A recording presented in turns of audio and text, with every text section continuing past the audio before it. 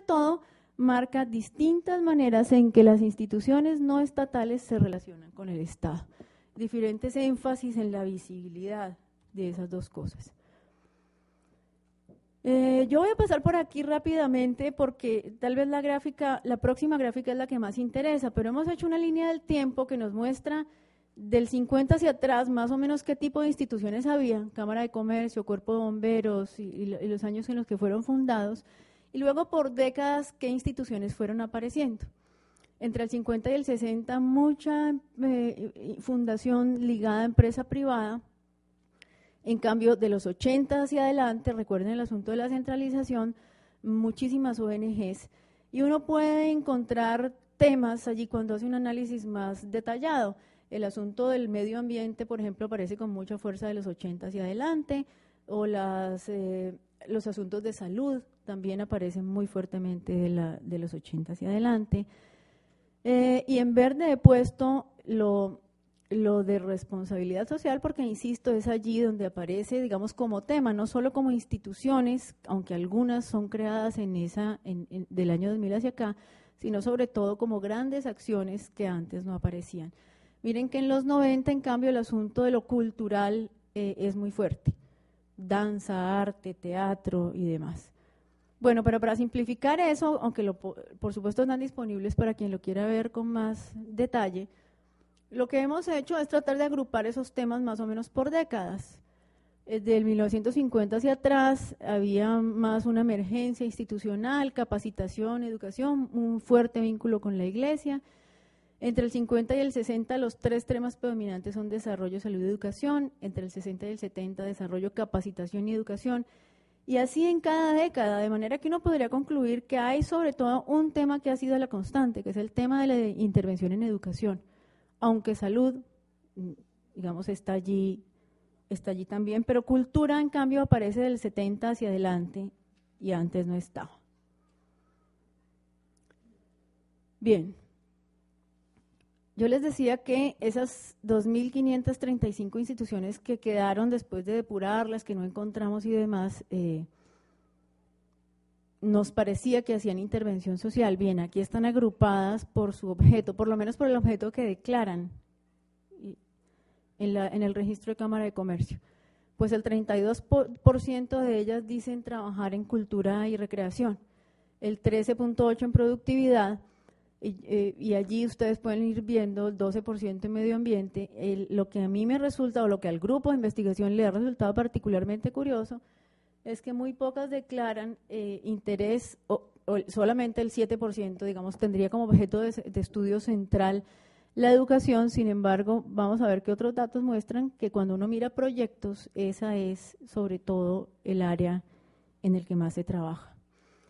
Y aquí, insisto, en aras del tiempo, voy a ir más mostrando los tipos de datos que encontramos. Bien, tenemos el año de fundación, miren ustedes cómo coincide esto con la descentralización del Estado y con la reforma constitucional, aunque está allí también el registro obligatorio tal como les conté.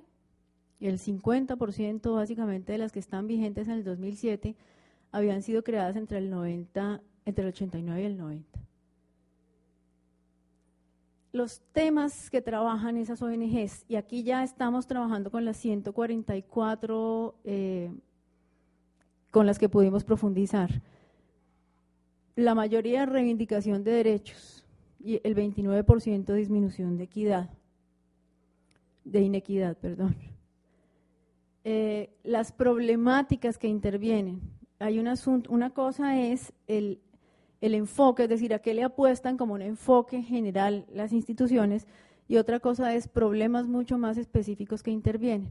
Entonces llama la atención el interés por asuntos de educación y formación y participación y organización, aunque ello no necesariamente tenga que ver con la educación en sí misma, sino, por ejemplo, con educar para reivindicar en derechos o educar para disminuir la inequidad.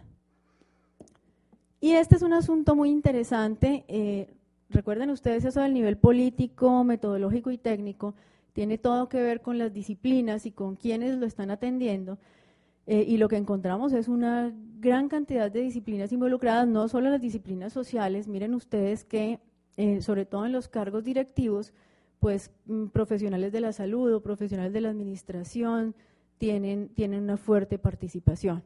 En trabajo de campo, que lo darían los practicantes sobre todo, que es otra cosa que nos encontramos, miren que la psicología está mucho más directamente vinculada al trabajo de campo, o algunas licenciaturas, esto tiene que ver con licenciatura en arte y deporte, o licenciatura en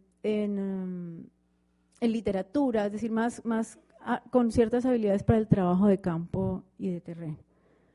Eso nos está hablando de una zona de trabajo en el ámbito de lo social que para nada es un campo exclusivo de acción de las ciencias sociales y que nos obligaría a un diálogo en esos tres niveles entre las disciplinas.